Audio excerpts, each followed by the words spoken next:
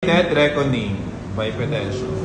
So, ay discuss po natin ngayon is dead reckoning. So, ano po ba ang meaning ng dead reckoning? So, yung dead reckoning is the advancing of position from your future position from your current position. So, dito natin malalaman yung time and yung distance natin.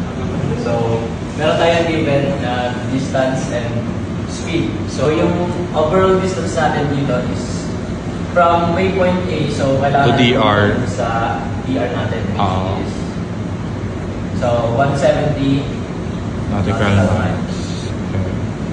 So, hinahanap natin is time.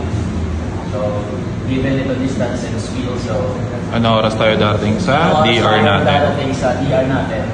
Okay. So, yung distance and Sige. speed. So,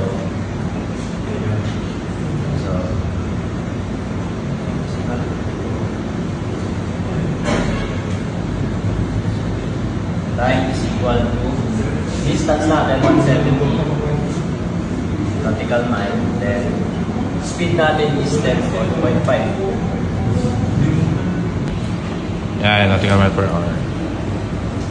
Okay, next. So, gamit yung calculator, i-solve na natin 16 point.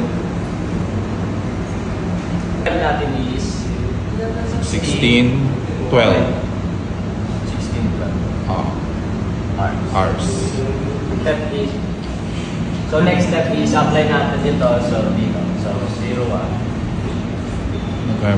November 10 o'clock local time.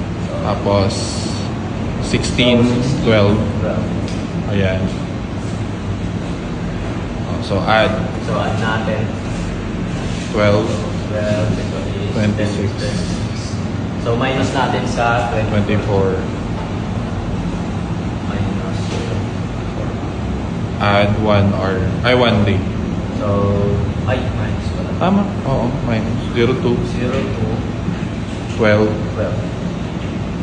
1 day. Plus 1 day. So plus 1 day. Oo. So 02. 02 November 2025. Yan. Thank you.